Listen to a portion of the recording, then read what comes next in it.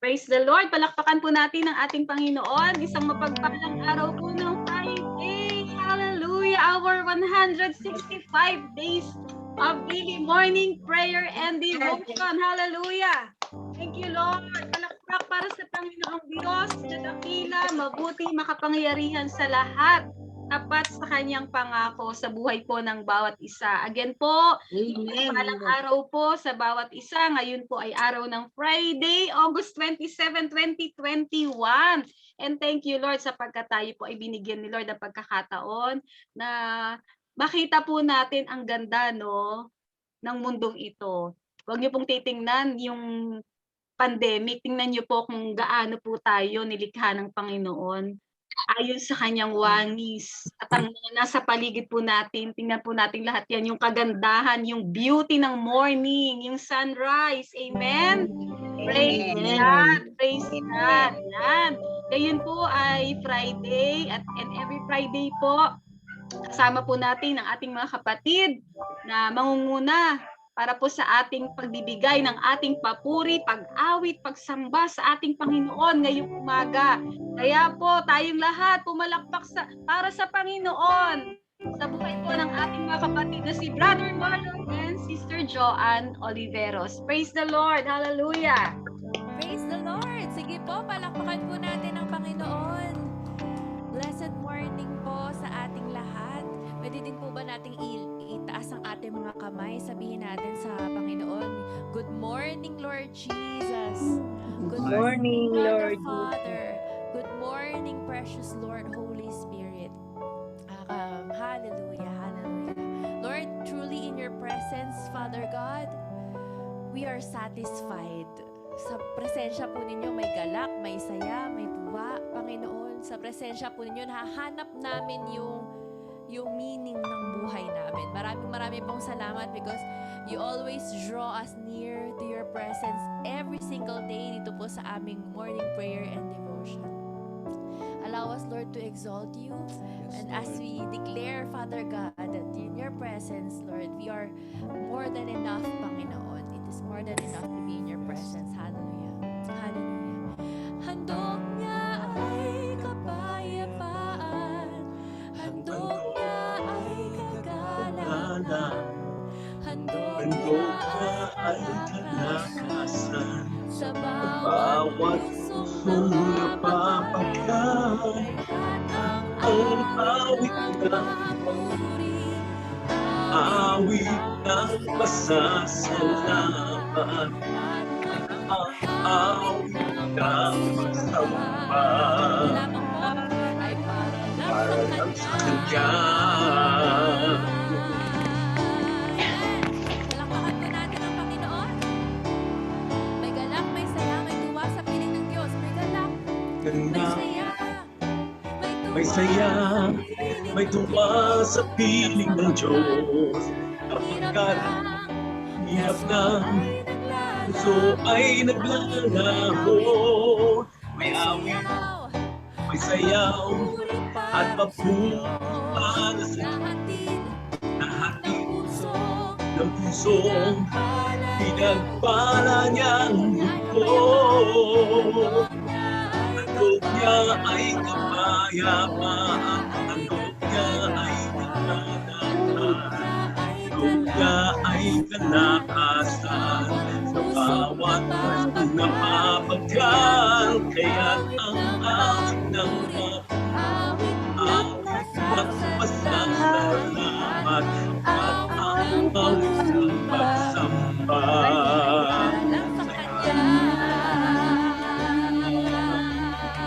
May galak, may saya, may tuwa sa piling ng Diyos. May galak, may saya, may tuwa sa piling ng Diyos. Kapagkat hirap ng puso ay naglalaho, may sayaw at papuri para sa Diyos. Nahatid ng pusong pinagpala niyang mundo. Handog niya ay kapayapaan, ay kagalakan, ay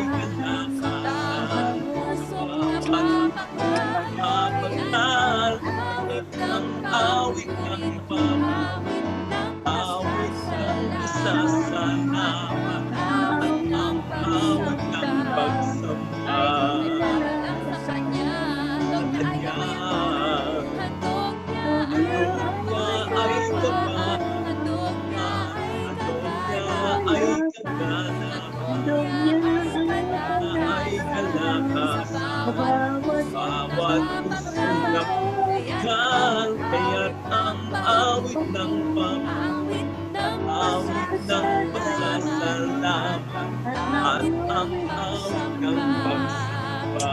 Para lang sa Kanya, Sa Kanya handog niya ay ay kapayapaan, ay ay kalakasan, handog niya ay kalakasan. Bawat Bawat pusong napapagkal, kaya ang awit ng pasasalamat at ang awit ng pagsamba. sa Kanya. Sa Kanya.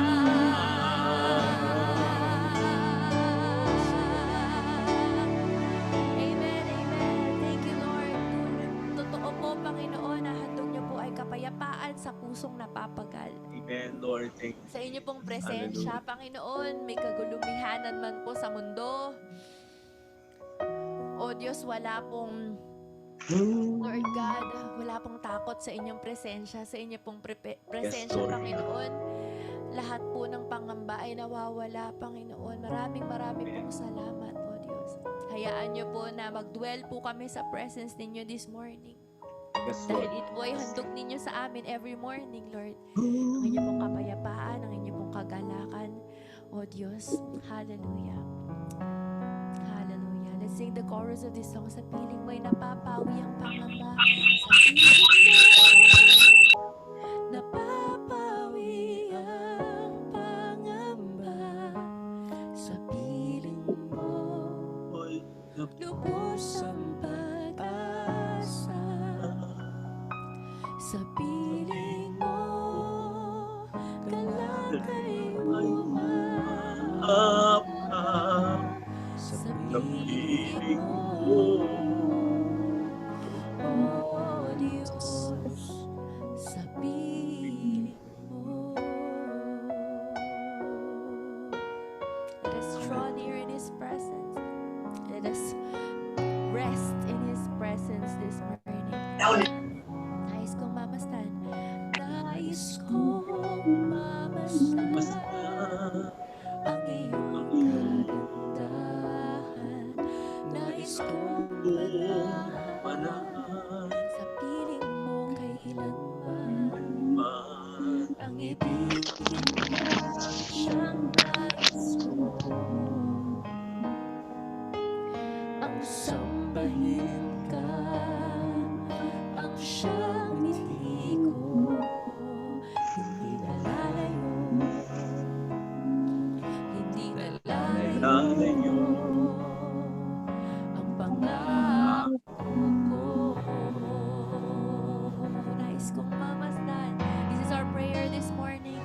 Nais kong mamasdan ang iyong kagandahan. Nais kong manahan sa piling mo kailanman.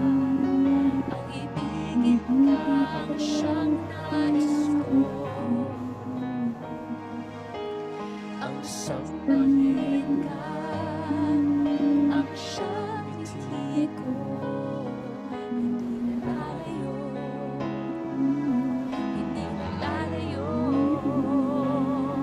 Ang pangako ko, pagkat sa piling mo'y napapawi ang pangamba. Sa piling mo, lubos ang pag-asa.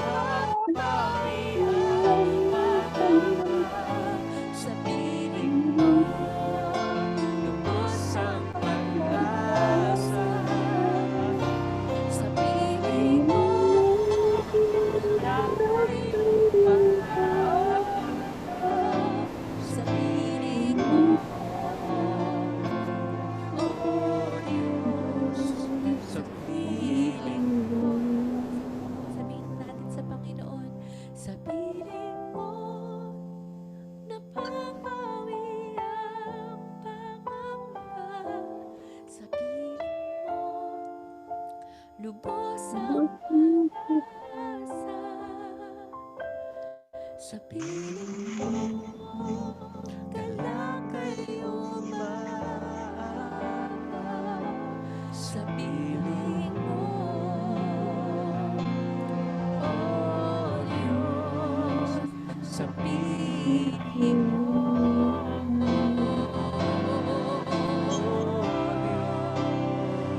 Sa piling mo, sa iyo, kakalakang umaabot.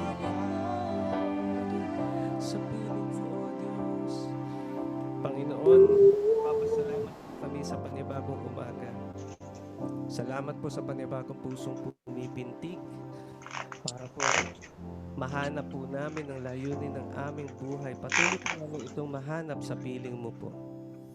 Salamat po, O Diyos, dahil tunay nga po, O Diyos, na kapag kami po ay nasa inyong presensya, lahat po ng pangamba, lahat po ng kabigatan, Panginoon, ay napapawi. Dahil po dakila ang inyong pagmamahal sa bawat isa sa amin. Ito lamang po ang dalangin namin ngayong umaga, Panginoon, na wala ka pong lalagpasan ni isa sa amin, O Diyos. Lahat po kami ay makakaranas ng inyong kapangyarihan, ng inyong kadakilahan. Lahat po kami, Panginoon, ay makakaranas ng inyong dakilang pag-ibig. Marami pong salamat, Panginoon. Pagpalain niyo po, O Diyos, ang aming pagtitipong ito upang patuloy na matuto at patuloy po, O Diyos, na sambahin ka sa inyong kabutihan sa bawat isa sa amin. Dalangin po namin ang pagpapala niyo po sa gawain ito. Maingat na po namin sa iyong binabalik ang papuri, ang pasasalamat sa pangalan ni Jesus. Amen and amen. Amen. God bless. God bless po para sa ating Panginoon. Hallelujah!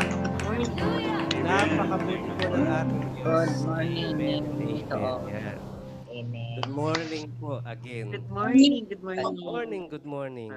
Talagang kanina po pagpasok namin dito sa room, talagang ecstatic yung joy, yung kagalakan ng bawat isa. Sabi nga po, every Friday na nagagawin po kami dito.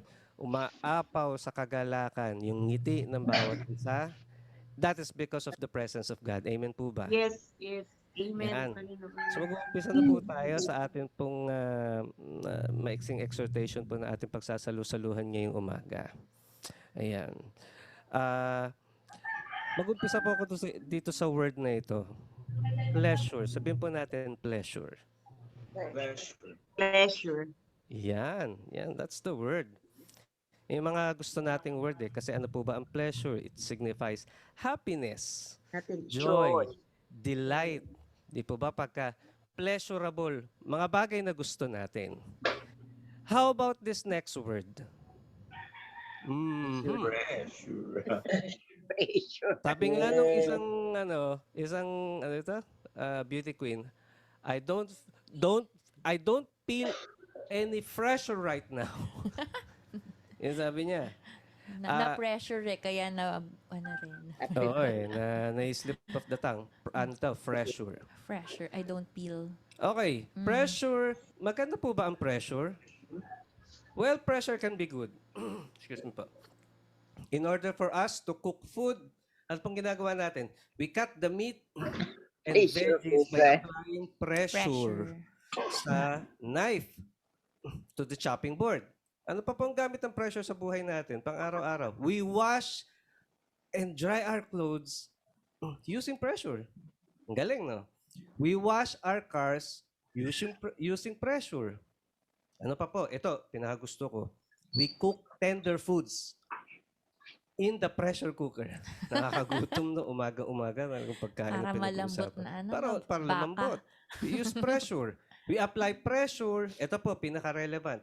We apply pressure doon sa syringe in order to penetrate the vaccine in our bodies. Kung walang pressure, hindi ka makakapasok kasi po liliit ng mga veins natin. Well, all I can say, sa pang-araw-araw na buhay natin, pressure can be good. But sometimes we find pressures na hindi ganun kagandahan. Kaya ito po yung tatalakayin natin ngayong umaga pagsasalu-saluhan po natin. Overcoming life's pressure tests. Sabihin po natin, life's pressure tests. Life's pressure test. Realidad po talaga ng, sabi nga po, ang buhay Kristiyano ay patuloy na pakikibaka. Mhm. Yan. So pag-aralan po natin, overcoming life's pressure test. Babasahin po ni Ate Joanne ang ating piling talata sa John 16 verses 23. Yes, pwede niyo po akong sabayan. These things I have spoken to you, that in me you may have peace. In the world you will have tribulation, but be of good cheer. I have overcome the world. John 16:33. Yan. God bless the reading of His mighty precious word. We always say po, mga ka-daily morning prayer devotion, we always say this phrase, God is good All the all the time. time. And all the time, God is good. Amen. Yun. But let's face it, there are times po that we are asking this question, God, where are you?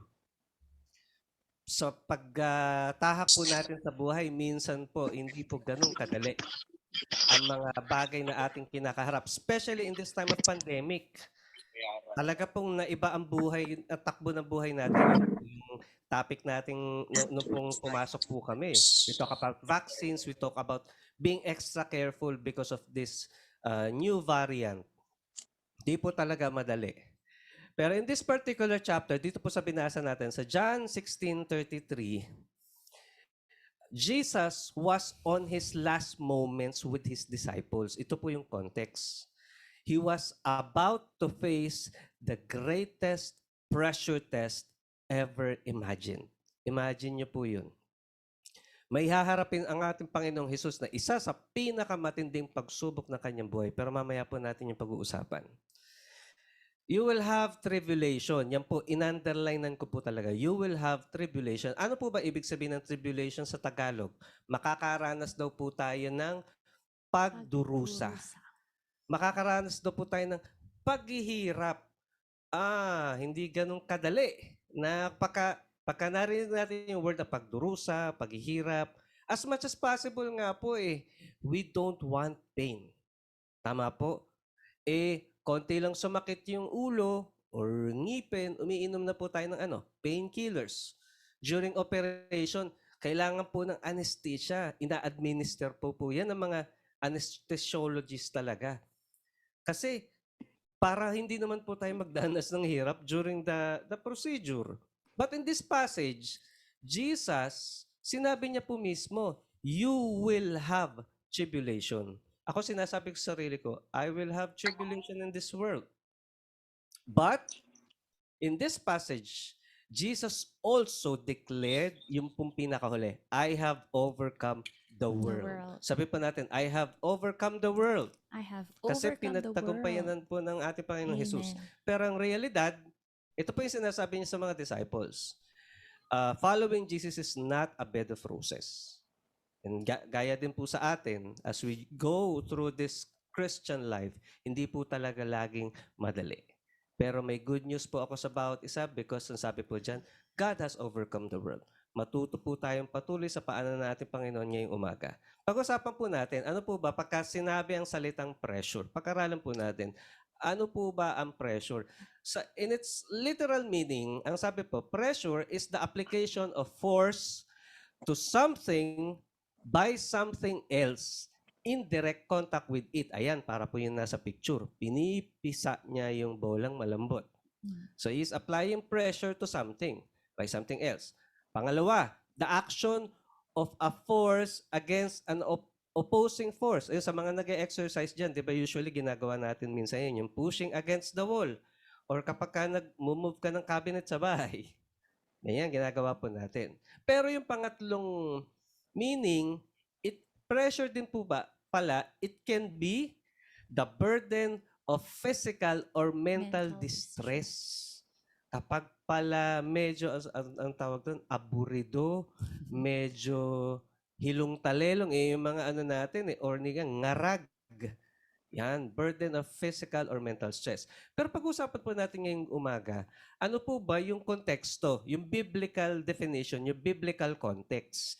Sa silip po ng Biblia, ano po yung ibig sabihin ng salitang pressure? Now, sa next slide po, Sa John 16:33, which is kakabasa lang po natin kanina, we notice this word, tribulation. Kasi po, yun pong mismong word na you will have tribulation, yung word na yon sa Greek word po pala, sa original.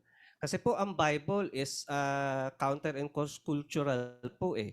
Ang Bible ay sinulat po na ang audience ay mga Hudyo. Ngayon po, nung time ni Jesus, nasulat po yung pong Book of John sa Greek word. Kaya kailangan po makuha natin yung mismong Greek kahulugan, meaning. yung Greek meaning. Ang Greek word po ng salitang tribulation is pressure. Yun, dun po natin hinango yung ating title. Properly, yun po ang ibig sabihin, pressure. What considers or rubs together, yung nagkikiskisan. Use of a narrow place that hems someone. Tapos, tribulation, especially internal pressures. Sabihin pa natin, internal pressures. Internal. Most of our struggles happening inside of us. Inside our minds, inside our hearts. Hindi po nakikita sa panlabas. Madalas nga pong narinig namin example po ni Pastor Joey, kaganda-ganda ng bag, Ate Joanne. Pero yung pala, ang daming daladalang hinanakit sa buhay. In the outset, nakakangiti po tayo. Pero sa loob, matindi na po pala yung pinagdaraan ng pressure. Pero alam niyo po ba, what comforting about what we are talking about is throughout the Bible, hindi po tinago ng Biblia lahat ng mga pains and struggles in life ng lahat ng mga lingkod ng Diyos. Pagka binasa po natin ng banal na kasulatan, lahat po yun ay isinulat para mayroon po tayong matutunan kapag humaharap din po tayo ng mga pressures in life. Now, ngayon po silipin po natin some of the biblical examples. Ilan lang po ito eh. Biblical examples of life's pressure test. Sino po itong mga magigiting na lingkod ng Diyos na humarap ng mga pressure tests ng buhay? Sige po, pag-aralan po natin. Number 1 is Joseph. Si Joseph po ay ang kanyang istorya, napakagandang istorya po natin, niya ay makikita po sa Genesis chapter 37. Ang buhay ni Joseph ay actually inimmortalize pa nga sa pamagitan ng isang movie, yung Joseph the Dreamer. Ginawa pa siyang musical play. Kasi ang ganda ng istorya. Ano po yung background? Joseph, he started with a vision and a dream of greatness and great future. Wow! What a way to start a story. Parang sa pelikula, Ate Joanne, lagi tayo nag-uumpisa na parang, maganda yung setting. Yes. Tapos full of dreams, full of great future. Kasi po, talagang paborito po itong si Joseph ng kanyang ama. Ngayon, tingnan po natin. Bagamat si Joseph ay likod ng Diyos, nakaranas po siya ng tinatawag na pressure points. Sabihin po natin pressure points. Pressure point. Let's look at Joseph's pressure points. Ito po, when I say pressure points, ito yung mga testings, yung mga specific testings na kanyang dinanas. Actually po yung pressure points, natutunan po talaga namin kakapanood ng MasterChef. Sa MasterChef po kasi, merong tinatawag doon na pressure test. Lahat ng mga amateur chefs dumadaan ng pressure test. Halimbawa, may iluluto silang something na napakahirap na dish. Ngayon, ipinapakita doon ano yung pressure points. Kailangan perfect yung pagkakaluto ng manok. Kailangan perfect yung ganito, ganyan, yung mga ingredients. Those are pressure points. Now, tingnan po natin yung pressure points sa buhay ni Joseph. Number 1, envied by his brothers. Sa may mga kapatid na kasama po natin ngayon, alam po natin ang pakiramdam ng inggitan sa pamilya.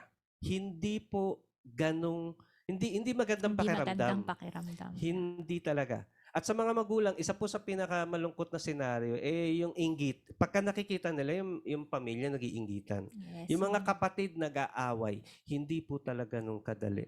Yung mga family feuds. At higit po dyan, bukod sa he is envied by his brother, dahil favorite siya ng kanyang ama. Ito po, attempted to be murdered by his own siblings. Ibiruin po ninyo, sariling kapatid. Dahil lamang po sa inggitan, talagang willing siyang patayin. Of course, Yes. alam naman po natin, nasulat po sa Bible, ang pinakaunang murder case sa Bible ay naganap between Cain at Abel dahil din po sa inggitan. Mm. Pero ito po, actually, buti nga po hindi natuloy. May yung pinakapanganay nila na si Reuben, pag binasa niyo po yung Genesis chapter 37, medyo na konsensya. Huwag na lang natin siyang patayin. Ihulog na lang natin siya sa balon. So, ang ginawa po nila, yes, inihulog nga sa balon, sa gitna ng disyerto. Abay, hindi rin. So parang gusto din talagang patayin. Ganun din eh. Parang ilagay ka pa naman sa gitna ng disyerto, tapos nasa balon ka pa. Yung balon, walang tubig. Wala kang kakainin. Mm. Grabe. And then, ito po, bukod sa nilagay na siya sa balon, he was bought as a slave in Egypt at a very young age. So, nung nilagay siya sa balon, nakaisip yung isang kapatid, ganito na lang, Pagkakitaan na lang. pagkakitaan na lang natin si Joseph. Grabe. Ibenta na lang natin siya as slave. Yan. Alam niyo po ba, at the age, approximately, sabi po ng mga Bible scholars, si Joseph ay naipagbili at the age of 17. 17. At dati, pagka ni-research po ninyo sa Ehipto, ang trabaho ng isang slave, wala po sa kalingkingan nung ano natin ngayon. Yes. Iba yung labor, Intense. intensive yung trabaho dati pag slave ka. Hard labor talaga. Imagine po ninyo yun. Ipinagbili siya ng sariling kapatid.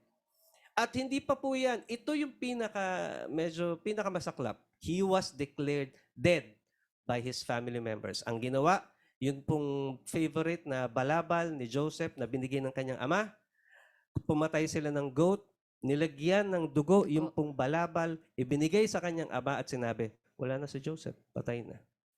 Of course, ang kanyang ama, sabi nga po dun sa Bible, kumbaga kino-comfort siya ng buong pamilya, pero forever na akong magluluksa para sa anak kong ito hanggang sa ako'y mamatay. Ganong katindi. Pero imagine din po yung pain na nararamdaman ni Joseph. Pinagbili siya ng kanyang mga kapatid at itinuri siyang patay ng kanyang mga magulang. Ngayon, nag-start na siya. So he go on with his life na naging alipin, slave. Praise God kasi sinamahan naman siya ng Diyos. One thing about Joseph's character, talagang he moved on. Pinagpala siya ng Diyos. Gumaganda na sana ang istorya. Ang problema, noon pong siya ay napagkatiwalaan ng kanyang amo na si Potiphar, na in love sa kanya yung asawa ni Potiphar. Kumbaga, parang okay na eh. Ang problema, of course, dumarating po sa atin yung temptasyon. Pero ito po ay isang test na naman kung hanggang saan yung karakter ni Joseph. Pwede po ba natin, At John, ipakita saglit yung Genesis chapter 39, verses 6 to 9. Ito po yung mismong verbatim na nangyari. Genesis 39 verses 6 to 9. Ang ganda po kasi talaga ng storya. So Potiphar left everything he had in Joseph's care. Yan. With Joseph, yan. Salamat po. With Joseph in charge, he did not concern himself with anything except food he ate. Now, Joseph was, well-built and handsome. Guwapo eh. And after a while, his master's wife noticed of Joseph and said, come to bed with me. But he refused. Sabi po ni Joseph, with me in charge, he told her, my master does not concern himself with anything in the house. Everything he owns, he entrusted to my care. No one is greater in this house than I am. My master has withheld nothing from me except, you, yung kanyang asawa, because you are his wife. How then could I do such a wicked thing and sin against God?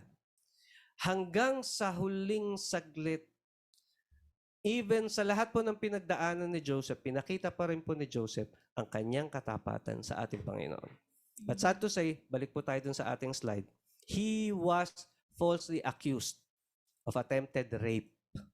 So napasama pa siya nung tumakbo siya at nahulog yung kanyang balabal, pinaratangan siya at naniwala yung kanyang amo. Imprisoned by his employer. Napakasakit po. Next slide. May mga moments po tayong ganito. Joseph's where is God moment. Tayo rin po may mga ganun moment eh. Mga, Lord, nasan ka ba? Yung, sa lahat ng dagok na naranasan ko sa buhay ko, Lord, nasan ka?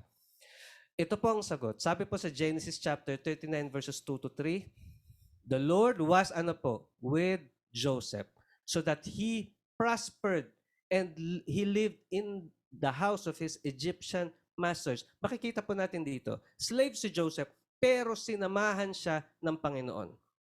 At ito po yung higit sa lahat. Ipinakulong siya, di po ba, na pinagbintangan siya. Sabi sa Genesis 39 verses 20 to 21, but while Joseph was there in prison, ano po sabi? The Lord was with him. Sa atin po, dito po sa Daily Morning and Prayer Devotion, ano man po ang pinagdaraanan po natin ngayon, rest assured po, gaya po ni Joseph, kasama po natin ang ating Panginoon. Rest assured po, ano man pong laban natin sa buhay, the Lord is with us. Amen po ba? But the good thing about it, sa lahat ng pressure test na pinagdaanan ni Joseph, Joseph ended up with this winning moments. Pag-usapan naman po natin yung mga winning moments ni Joseph. Yan. Ito yung nangyari. Nasa loob ng kulungan, meron siya mga kasamang co-prisoners na naginip. He interpreted the dreams of his co-prisoners and it came true. Wow! May gift pala itong si Joseph na mag-interpret ng dreams. Pangalawa, he interpreted the dream of Pharaoh and it became true. Alam niyo po ba na nung in-interpret ni Joseph yung panaginip ng kanyang mga kakosa, he was 28 years old. Pero lumipas pa ng 2 taon, Joseph became 30 years old na noong ma-interpret niya yung dream ni Pharaoh. Ganong katagal. Now, ano po yung susunod? Sudden turnaround of situation. He was promoted as second in command to Pharaoh in all Egypt. Ang isang dating alipin, ang isang dating tagabuhat lang, biglang naging vice president Ate Joan. Biglang na-promote. At hindi lamang po yan. Napagbintangan po, excuse me, napagbintangan di po ba siya na siya ay rapist daw? Pero biruin po ninyo, he became the husband of Pharaoh's daughter. Ipinagkatiwala nung parao because God is with him. Yung pabor niya, yung sarili niyang daughter, pinakasal kay Joseph. At ito po, isa sa pinaka-sweet, he was reunited with his brothers, especially his whole family. Dahil nagtagutom po sa buong Egypt, and maging po sa Kanaan, yung pong kanilang pamilya pumupunta sa Egypt para kumuha ng pagkain. Yun po yung naging daan. Napakaganda po ng storya na yun na pinatawad ni Joseph na yung kanyang mga kapatid, bagamat sabi nga, the devil meant it for bad, but God turned it around for good. At anong huli po, he was tremendously blessed by God. Palakpakan naman po natin ng Lord. What a beautiful story. Pero lahat po, nag-start on a pressure test. Handa na po ba kayo dun sa second? Ito po yung susunod na pressure test scenario na atin pong sisilipin. This is the life of Job. Yan. Of course, familiar na po tayo sa buhay nito pong karakter na ito. Job ang story po ni Job ay makikita po natin sa Job chapter 1. Ano po yung background? He was a righteous man living in peace and prosperity with his wealthy family. Alam niyo po ba, we have this perception na kapag mayaman na ang isang tao, wala na siya masyadong problema. Pero meron pa pong isang perception. We have this perception na kapag matapat kang sumusunod sa Panginoon, patuloy kanyang pagpapalain at iingatan. Well, the answer is yes and no. Personal testimony lang po. Ako po, way back 2016, I think, after ko po maoperahan ng aking wisdom tooth, ako po ay nagkaroon ng isang rare disease. Ako po ay nakaranas ng neuralgia. Ang neuralgia po ay kada mahihipan po ng hangin yung aking pisngi, para pong parang pinupunit, parang nilalamukos na papel. Ganun pong kasakit. Ni-research ni Sister Joanne. Mostly daw po sa nagkakaroon ng ganong case ng neuralgia ay nagpapakamatay. Kasi po kahit uminom, actually pong iniinom ko na Arcoxia nun yung pinakamatataas na. Kasi halos hindi po ako pinapatulog for almost 2-3 weeks. Ganon pong kasakit. But I believe that my God is a healer. Nung mga times po na yun, at the back of my mind, Ate Joan, nagtatanong ako, Lord, bakit ko dinanas to? Kapag makikita ko po sa Jail Green Hills, napakaraming pinapagaling at that time. Mga bulag nakakakita, bingi nakakarinig, mga pipin nakakapagsalita, mga nagtetestify po sa Jail Green Hills. Habang nakikita ko po yun, sabi ko sa sarili ko, Lord, I receive also my miracle. Pero of course, hindi may iwasan talagang magtanong. Kaya po, ang sagot ko po is yes and no. Maari pong pinapahintulutan ng Diyos dahil meron po siyang tinuturo sa akin. Ang greatest lesson na natutunan ko, talaga po palang ang Diyos natin ay Diyos ng himala. Amen. Doon po nalikha po yung awit po na ikaw ang Diyos ng himala, di ka nagbabago, ngayon at kailanman, kapangyarihan mo'y kamangha-mangha.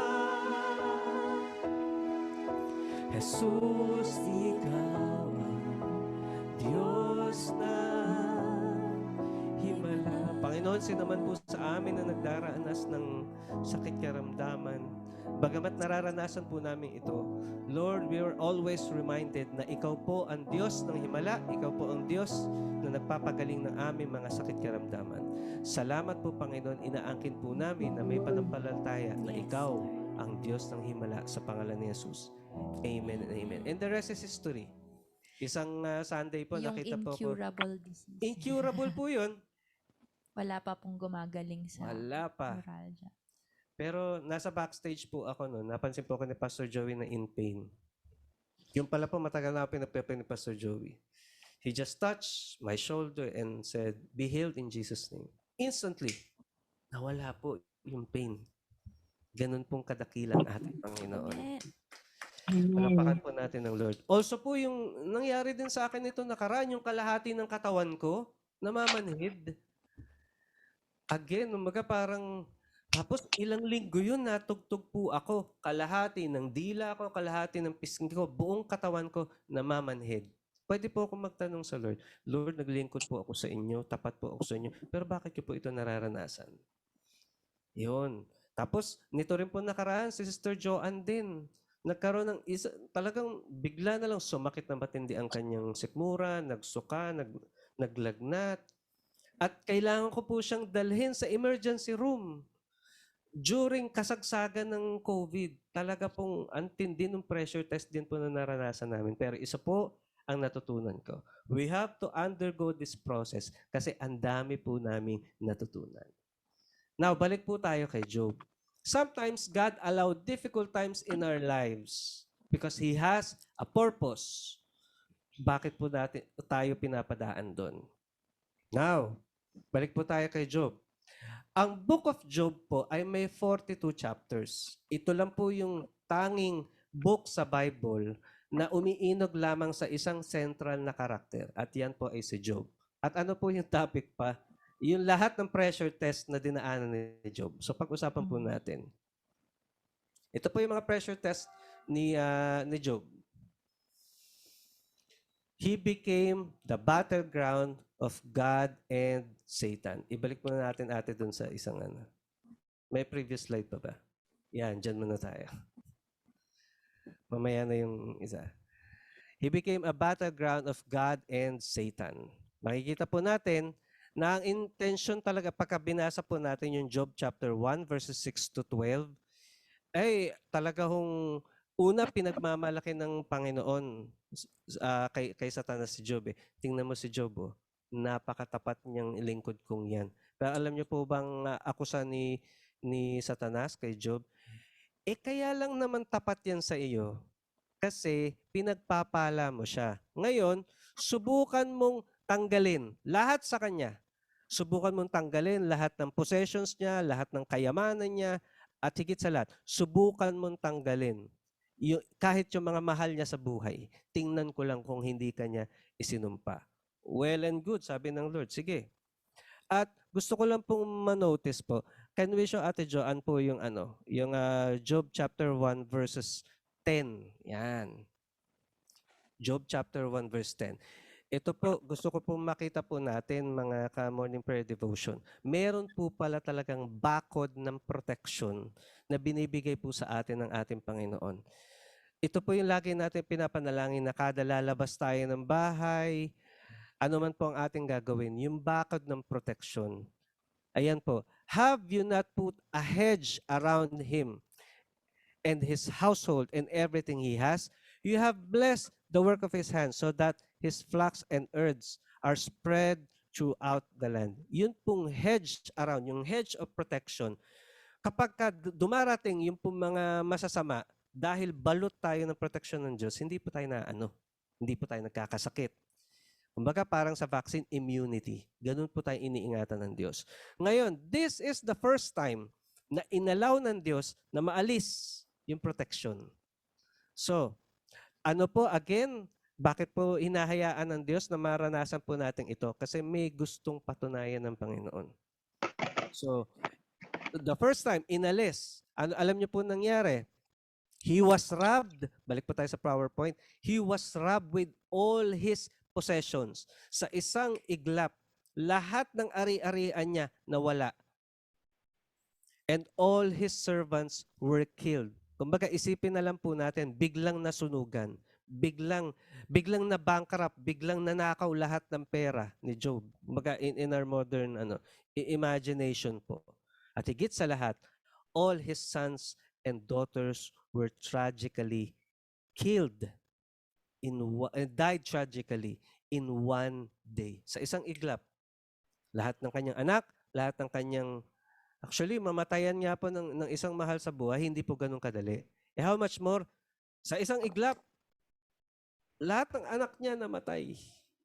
Pero alam niyo po bang response ni Job? Tinitingnan ni Satan, sige. Anong gagawin mong next? Ang ginawa ni Job, he tore his clothes.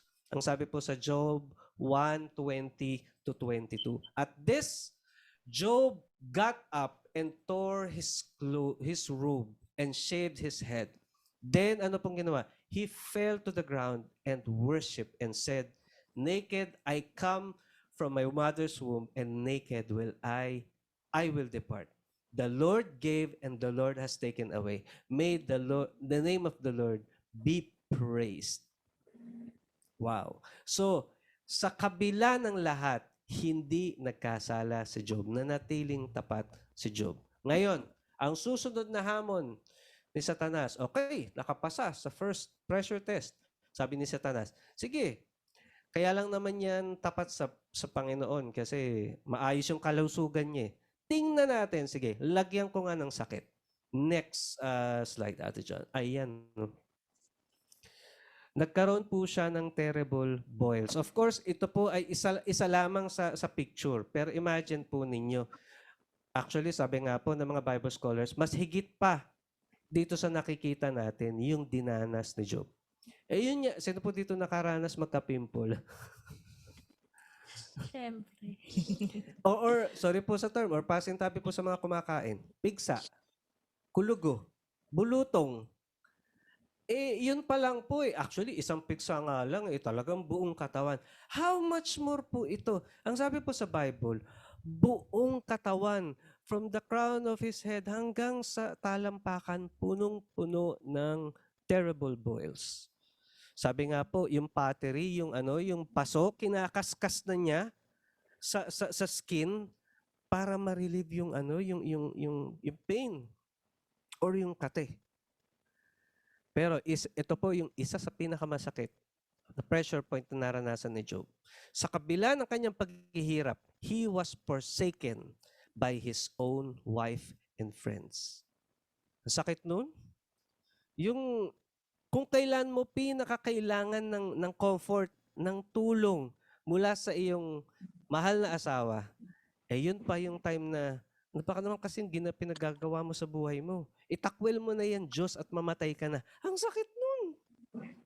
Ang sakit nun. At higit po sa lahat, hindi lang ang kanyang hindi lang ang kanyang asawa, even ang kanyang mga kaibigan. Masakit pong talikuran ng iyong mga kaibigan. Where is God's moment? Pag-usapan po natin, Job, where is God moment? Ito po yung mga times na talagang, actually pag nabasa niyo po yung buong Job, lagi siyang nagtatanong. Pero at the end of it, a good thing about Job, dahil pinapalakas po siya ng Diyos, ito po yung remark niya, He knows the way I take. Alam ko, dumaranas man ako ng ganito. When He has tested me. Yun pala yung ganda. Aware si Job na tinetest siya ng Panginoon. When He has tested me, I will come forth as gold. Ano man po ang sitwasyon natin, maaring dumadaan po tayo ngayon ng pinaka-mabibigat na problema natin. Mga pinaka-mabibigat na dagok sa buhay natin. Dinaranas po natin. Wala pong nakakaalam. Pero gabi-gabi umiiyak po tayo. Wala pong nakakaalam. Pero maaari pong nakangiti tayo sa labas. Pero be comforted po. Dahil after all these testings, ito pong pressure test ng ating buhay, we will come forth as gold. Allah po yung magsabi ng amen. Dahil may layunin po ang Diyos, may dakilang layunin ng Diyos sa lahat ng ating paghihirap. Then Job replied to the Lord, I know that you can do all things. Ito po yung remark niya. No purpose of yours can be thwarted. Walang layunin ng Diyos. Lahat ng pinapahintulutan ng Diyos na mangyari sa atin, meron po siyang layunin. And after lahat ng ito sa Job 42, after na makita ng Diyos na nare-realize na niya na may layunin ang Diyos, this is Job's winning moment. Number 1, he was justified by God in front of his friends. Kasi ang remark ng kanyang asawa at mga kaibigan, siguro nagkasala ka. Siguro gumawa ka ng hindi maganda sa Diyos, kaya ka nagkakaganyan. Aminin mo na kasalanan. Aminin mo na. Yung doktrina nila no? Ang sakit noon, pagbintangan ka, wala ka namang ginagawa. Pero mismo ang Diyos ang nagsabi sa kanyang mga kaibigan, walang kasalanan si Job. Justified. Justified. Number 2, his possessions and wealth were restored by God twice as much as he had before. Wow! Doble. Yung kaninang nawala, binalik ng Diyos doble. Pangatlo, he was comforted and honored by his family members after ng lahat na nangyari kay Job. Of course, hindi man po nakalagay sa Biblia, pero after na ibalik ng Diyos yung possession, of course, gumaling si Job. Tapos, nakita nung kanya mga family members and then kinomfort siya. Ito po yung pinakamaganda. He was given by God 7 exceptional sons and daughters. Pag nabasa po ninyo, of course, namatayan po siya ng mga anak. Pero actually, pag nabasa nyo rin po yung mga unang anak niya, medyo pasaway. Kasi lagi siya nag-o-offer ng sacrifices. Sabi, baka po nagkasala yung mga anak ko eh. Pero ito ang sabi dito, exceptional sons and daughters. Mga pinagmamalaki, mga tinitingala sa lipunan. Yes. Yun ang binigay kay Yung Job. mga anak niya, no? Yung pinakamagaganda. Pinakamagaganda. Sa buong mundo, sa buong kumaga Miss mundo. Universe. Wow. Ganon, doble ang binigay kay Job. At higit sa lahat, he was given by God another 140 years living under God's protection and blessing. Palakpakan po natin ng Lord. Amen.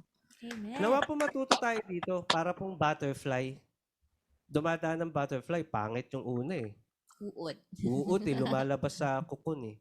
Pero after na dumaan dun sa cocoon, lumalabas yung isang magandang butterfly. Amen. Now, last na lang po, pag-usapan po natin, last character na dumaan ng pressure test, Jesus Christ Himself.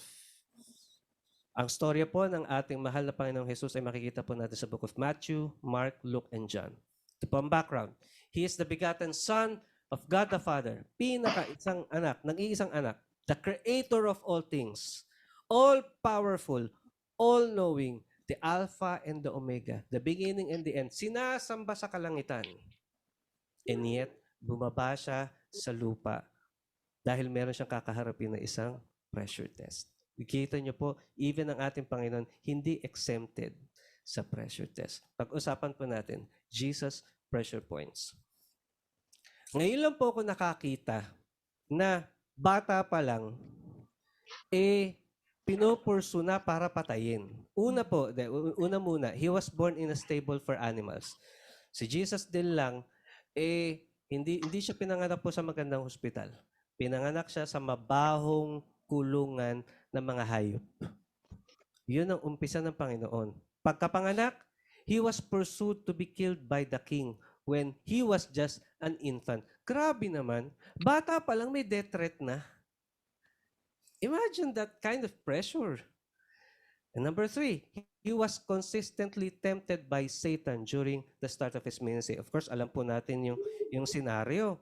Nag-fasting po ang ating Panginoon 40 days and 40 nights sa bundok. At grabe po yung temptation ni Satan. Pero nagtagumpay po ang ating Panginoong Jesus doon sa testing na yon. Number 4, he was rejected by his brothers and the people in his hometown. Hindi siya nire-respeto ng kanyang mga kapatid, and even ng kanyang mga kababayan. Kasi nag-i-start na siyang gumawa ng mga mabubuting bagay. Pero yung mga kababayan niya, di ba ito yung kapitbahay natin? Parang ganun po. And then, he was consistently persecuted and discriminated by the religious leaders of his times. Lagi siyang dinidiscredit. Yung mga religious leaders noon, lagi siyang tinatawag na, hindi, may sapi yan.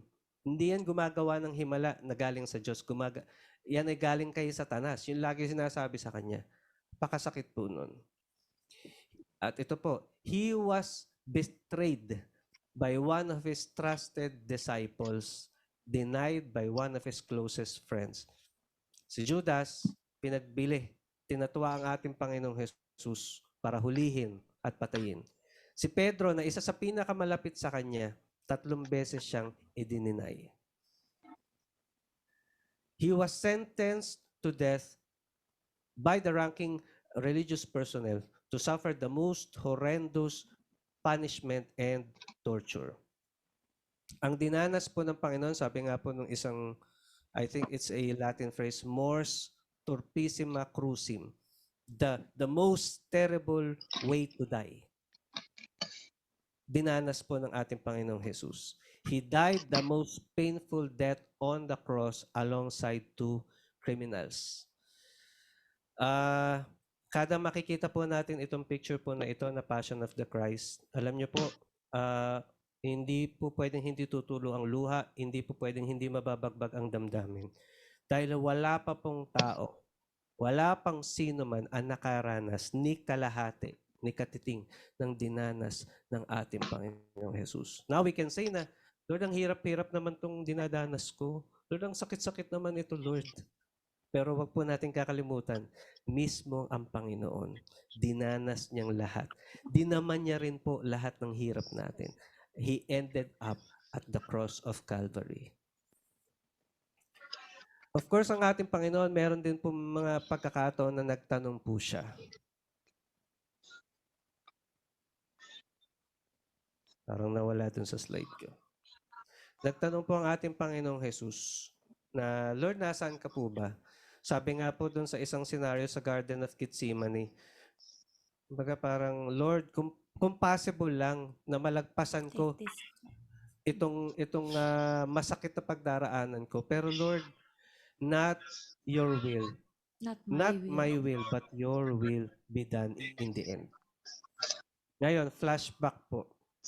Hindi po natapos sa ganito ang ating Panginoon Jesus. Gaya ng mga una natin pinag-usapan, Jesus triumphantly have His winning moments. Tingnan po natin yung winning moments ng Panginoon. He did the impossible. He rose again from the dead. Hallelujah. Siya lang po sa lahat ng tao ang nabuhay mula sa mga patay. At higit sa lahat, He paid the debt of the sins of the world and restore humanity back to God. Ang ating mga kasalanan, yun po yung pinaghirapan ng ating Panginoon sa krus ng Kalbaryo. Now, next, He revealed Himself to His disciples and reunited with His followers. Nagkaroon pa siya ng pagkakataon na maipakita sa kanyang mga disipulo, buhay ako, mga disipulo, na ipasok yung daliri sa butas ng kanyang kamay. Naniwala sila, si Jesus ay buhay. Lahat po ba tayo naniniwala si Jesus ay buhay? Palakpakan po natin ng Lord. Amen. Amen. Amen. And before their very eyes, He ascended into heaven. Nakita po nila nung umakyat ang ating Panginoon mula sa langit. Seated at the right hand of the throne of God and being worshipped 24/7. Hanggang ngayon, buhay po ang ating Panginoon. He gave His disciples the precious Holy Spirit.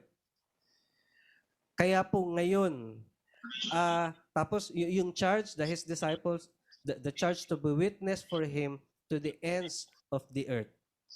Now, we are part of His winning moment. Bakit po? Ngayon, nakarating po sa atin yung magandang balita na si Jesus ay buhay. Ngayon po, tinatamasa po natin dahil naging victorious ang ating Panginoon. Ngayon po, kasama po natin ang bawat isa. Sineselebrate po ang kabutihan ng ating Panginoon. Ngayon po, part tayo ng victory ng Panginoon dahil siya po ay buhay. Now, what are the lessons? How to overcome life's pressure test? Mabilis na lang po. Meron lang pong 3. In times of immense pressure, lagi po natin tandaan that God is on our side. Ang sabi po sa Joshua 1:9, have I not commanded you? Be strong and And courageous. courageous. Do not be afraid. Do not be discouraged. For the Lord your God will be with you, With you wherever you go. go. Amen and amen. Amen. Hindi po tayo Amen. sa laban. Gaya po ni Joseph kanina, hindi po siya iniwanan kailanman ng ating Panginoon. Number 2, in times of great distress, trust God's process. Sabihin po natin, trust God's process. Trust God's process. Trust Po dyan, no? Consider it pure joy, my brothers and sisters, wherever you face trials of Different many many kinds. pure joy daw. Because you know that the testing Testing of your faith. produces perseverance. Perseverance. Tapos, let perseverance finish its work so that you may be, mature Sure. and complete. Complete. Not Lack nothing. anything. Kagaya po ng dinanas ni Job, bagamat ang tindi ng dinanas niya po sa buhay, pero he come out forth as gold. Mas naging better person siya, mas nag-mature siya. Trust God's process. Amen po ba? And lastly, in times of deep troubles, just fix your eyes on Jesus. Siya po ang pinaka-inspirasyon natin sa lahat. Sabi po dyan, let us run the race with perseverance, the race marked out for us, fixing our eyes on Jesus, the pioneer and perfecter of faith. For the joy set before Him, ano po ang sabi? He endured the cross, scorning its shame, and sat down, ngayon po, at the right hand of the throne of God. Consider Him who endured such opposition from sinners, so that you will not grow weary and lose heart. Sa atin pong pagtatapos, ito pong huling verse, nawa po magsilbing inspirasyon po sa atin. Kapag dumaranas po tayo ng life's pressure test. Pressure test man po sa pamilya, pressure test man po sa, of course, sa sakit Physical karamdaman, health. physical, mga conflicts, mga matitinding problema. Let us fix our eyes on Jesus. Dahil siya po mismo, dinanas po niyang lahat. And yet, ano po yung, pag binalikan po natin yung John 16 kanina, I have overcome the world. Nagtagumpay po ang ating Panginoong Jesus, kaya tayo din po ay magtatagumpay sa lahat ng pressure test na ating Amen. kakaharapin. Palakpakan po natin ang ating Panginoon. Thank you, Jesus. Thank you, Jesus. Tayo po yung manalangin. Hallelujah. Salamat po, Panginoon, sa lahat po ng Tinuro po ninyo sa amin, bagamat po hindi po madali ang aming pinagdaraanan sa bawat araw. Especially in this pandemic, Panginoon, hindi po madali. Ngunit, O Diyos, tinuturuan niyo po kami araw-araw na magtiwala sa inyo. That's the good thing about it, Panginoon. Mas lalo po naming napapatunayan ang inyong kabutihan. Panahon po, Panginoon, na kami po ay nagkasakit. Lord, hindi na po mabilang ang mga pagkakataon na kami po ay inyong pinagaling. Yes. Sa mga pagkakataon po na napakarami na po naming naiyak sa inyo sa panalangin, mga burdens po ng buhay namin, hindi na rin po mabilang lahat ng pagkakataon na sinagot po ninyo. Ikaw po nagbigay ng solusyon sa lahat po ng aming kabigatan. Kaya ngayon po, as we recall and as we learn, Panginoon, the value and the purpose of all these pressure tests na amin pong nararanasan, Lord, ito po ang aming dalangin. Strengthen us, Panginoon. Yes. Remind us of your promises, Panginoon. Remind us, Lord, of your love. Dahil alam namin po, Panginoon, allow us, Lord, also to stay in your presence, O God, upang makamtan po namin ang kapayapaan, makamtan po namin ang kagalakan na nanggagaling lamang po sa iyo. Let's sing this song, Sa Piling Mo. Sa piling mo, napapawi ang pangamba. Sa piling mo, lubos ang pag-asa. Sa piling mo,